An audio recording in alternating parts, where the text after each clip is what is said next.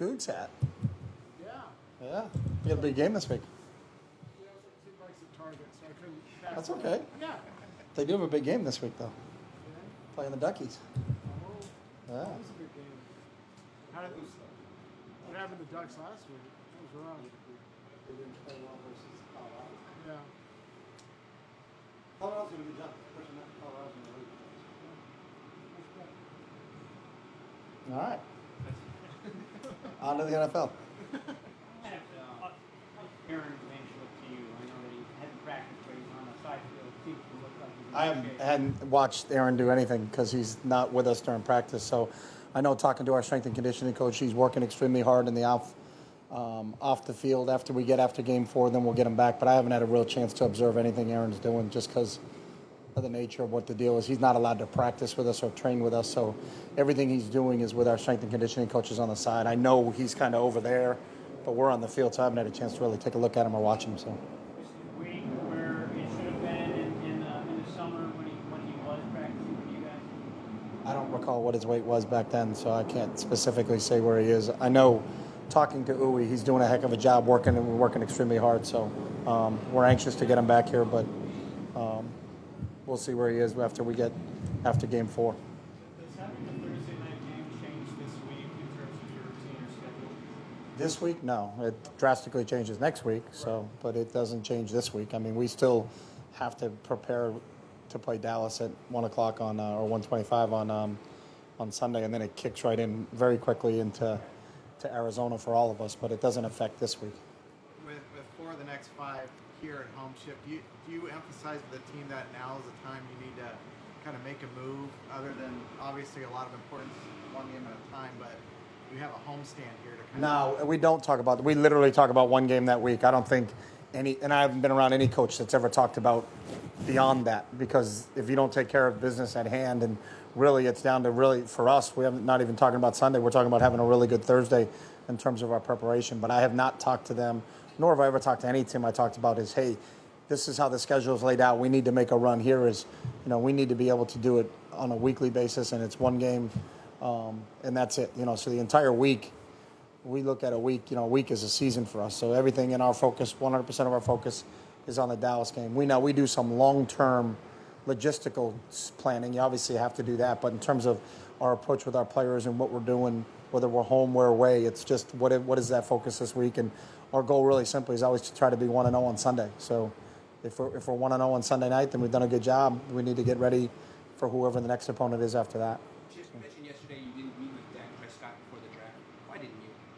Why didn't I? I mean, our quarterback coach did. I didn't personally meet with him. We're only limited to the amount of guys that I think there's a certain number in the draft, but our personnel scouts did, and our quarterback coach Ryan Day met with every single quarterback at the draft. So that's kind of how that process works. Did you meet personally with any quarterbacks before the draft? So which ones? Wentz, Goff. I'm trying to think of who was on that list. That you get 60 interviews or something at the combine, so whoever was invited to that room. With Dak, though, I think we've got a great understanding of Dak. Dak is coached by Danny Mullen, who's from my hometown. I've known Danny for 25 years. So sometimes when you're meeting with someone, it's because you don't have enough information on them. And actually, Ryan Day, our quarterback coach, who's actually from my hometown also, GA'd for Danny. So he had a great relationship with him. So a lot of times when you're dealing with a prospect in the draft, it's do you have enough information on him? We never interviewed a kid in any of the draft meetings from Oregon because I already knew him. So that's a waste of time to bring in, hey, do you got to go meet with this guy? Well, no, I don't need to meet with that guy. I know him, recruited him, know his family background, know all those other things from him. So I think sometimes when you look at that, did you meet with somebody, that doesn't really give an indication. There's a great story, if you look it up, about John Schneider and Russell Wilson. They never talked to him once. And when Russell Wilson got the phone call, he was surprised as heck. And Seattle said they didn't want to tip their hand to anything. We're hoping he was going to be there in whatever round they got. I don't know if they got him in 2 or 3, but they never talked to him again. They saw him. John Schneider said he fell in love with him and then told everybody we're never going to talk to the guy again, and then drafts him on draft day. So who people speak to before the draft, that whole deal, I think that's a little bit I think people kind of looked at it a little bit too much. So.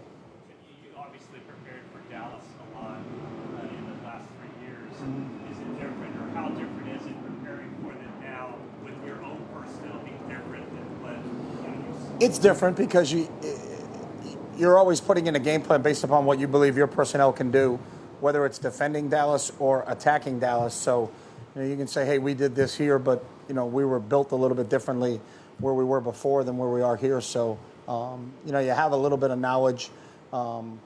Flats has knowledge as our offensive line coach because he was with the Giants and he faced Dallas twice a year. But then our offensive line is different than the line that he had in New York. So there's some familiarity in terms of what they've done. There may be some things that they haven't shown on film this year that we can recall from the past in blitz situations because Flats played him for 10 plus years.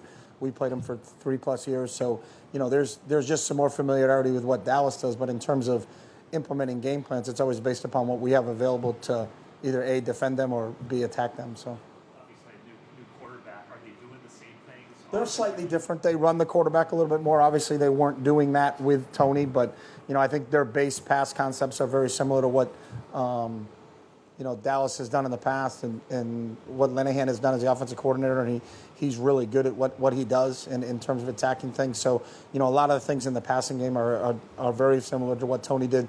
I would say the only difference between Tony and Dak is that they'll run a little zone read with Dak just because of where he is and what he can do athletically with his legs. So, Chip, did you talk to Anthony Davis before he retired? And if so, did he explain?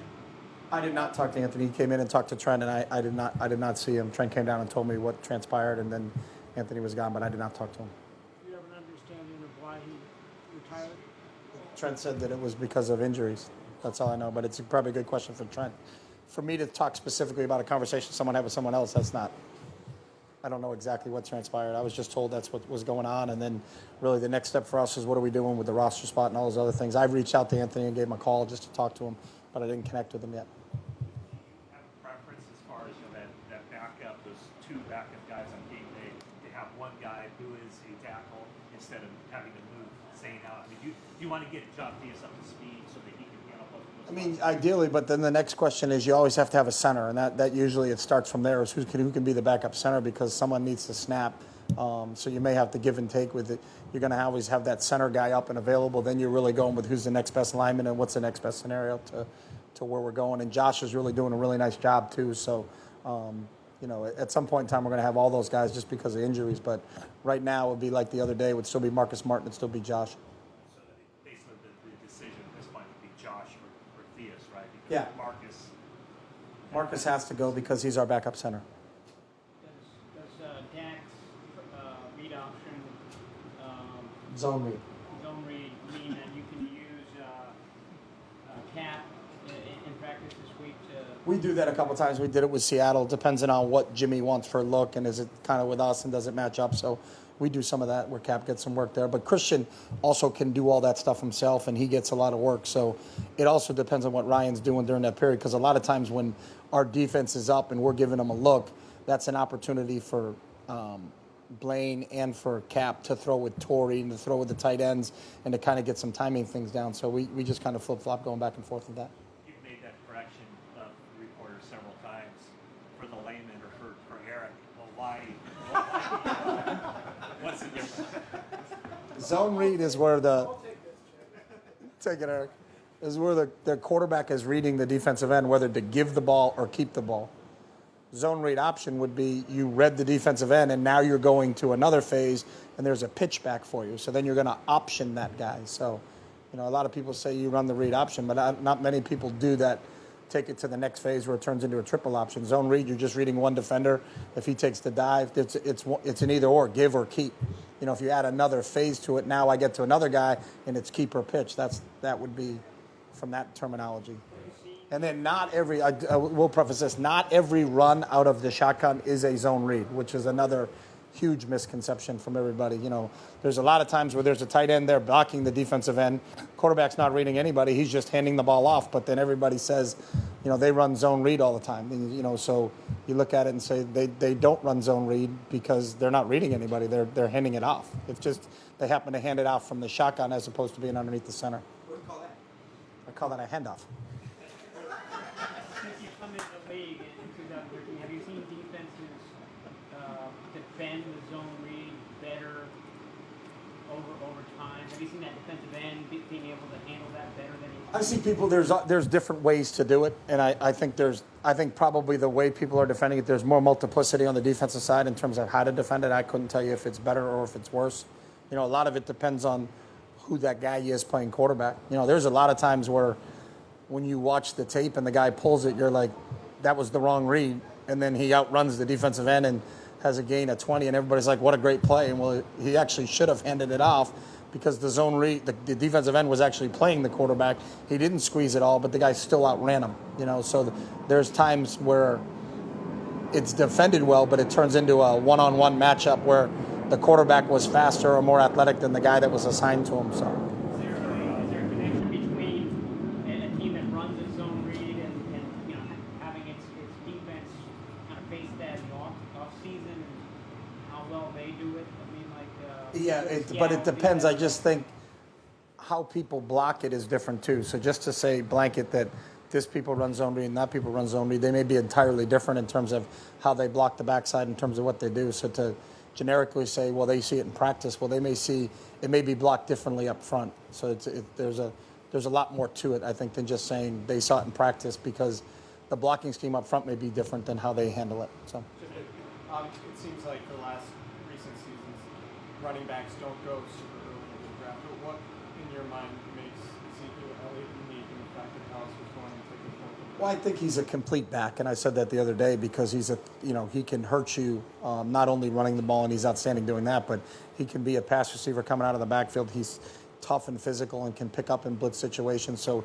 he's not a guy that you have to take off the field. You know, a lot of teams have used kind of a first and second down back, and then they have a specific third down back. Well, if you're using multiple people to play one position, you're probably not going to use a draft pick to take a guy that high because it's a two-person job. You know, so that's where I kind of see it. But I think when you're going to take someone that high, he has to be a three-down back, and that's definitely what Ezekiel is. You know, he's got speed, he's got power. You know, he's kind of the best combination. Sometimes you get a bigger back that's not going to break and hit home runs, but can really hunker it up in there and hit it up in between the tackles. Then you have other guys that are kind of outside guys that got great speed, but they're not a guy that can run inside the tackles. I think he's the combination of both, where he is physical and has that ability to run inside the tackles, but he also has the ability to break away and take it the distance. So that's what made him, and I think everybody agreed that he was the top back in the draft last year. Last one, guys. Into comparisons, but given they came out of the same system, played for Urban, are there similarities between Carlos and Ezekiel in terms of their style? Not going there with the comparisons. I'll just stay there. I know they're comparable because they both played for Ohio State. The camera loves you on the sideline, and I have no idea why. Not very photogenic. but you have that play sheet that has the S and the 8. Yeah. What does that stand for? It's just to cover up because they used to try to zoom in on our game plan, so I'm trying to cover up what our game plan looks like. Why Yeah. not 2 X's? What's that? S and 8? Yeah. Randomly? No, that's not random. Just means something to me. It's a personal thing. Thanks, guys.